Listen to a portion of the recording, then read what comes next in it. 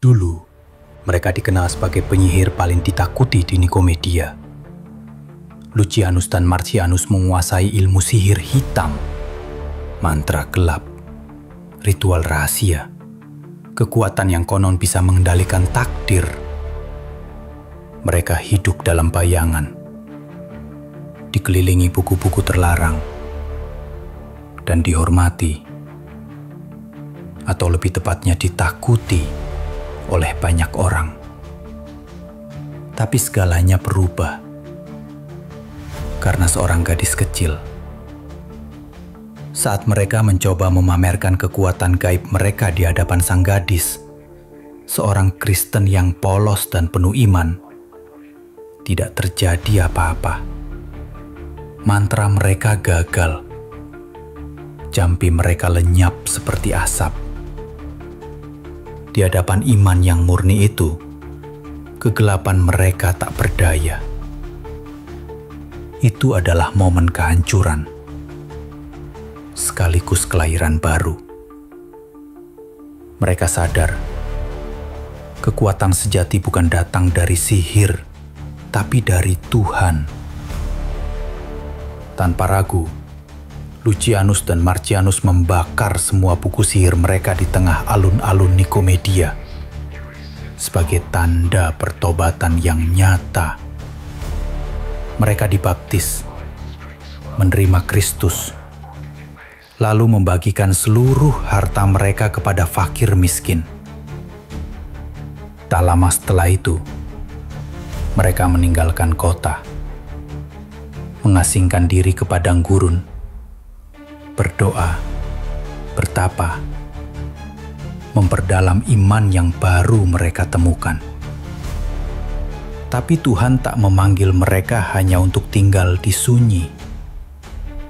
Dari pertapaan itu, mereka bangkit, bukan sebagai penyihir, tapi sebagai pewarta Injil. Mereka berjalan kaki ke Bitinia dan wilayah sekitarnya, memberitakan kasih Kristus kepada siapapun yang mau mendengar.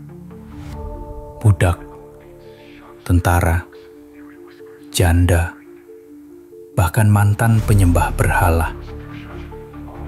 Namun, masa itu gelap. Kaisar Decius sedang memburu umat Kristen.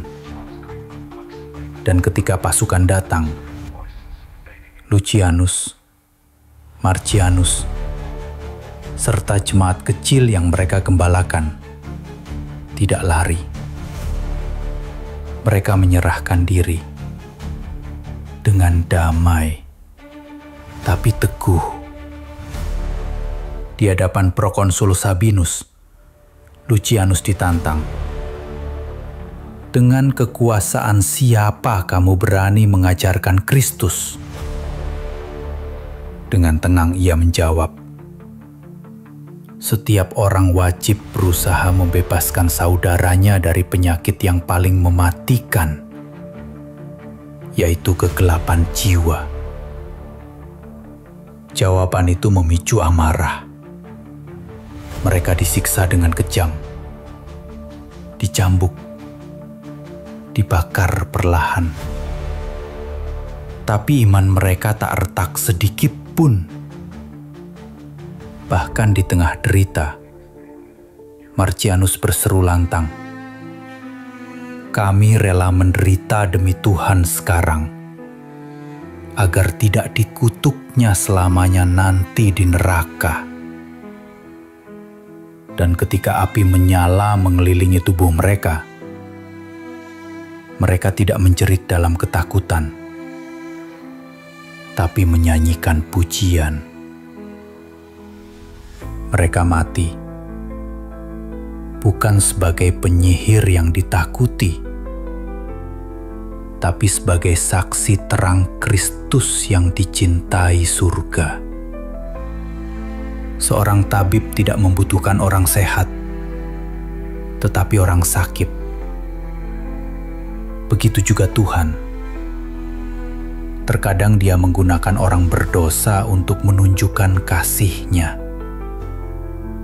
Dari dalam kegelapan, Dia memanggil mereka yang terhilang untuk menerima terang-Nya.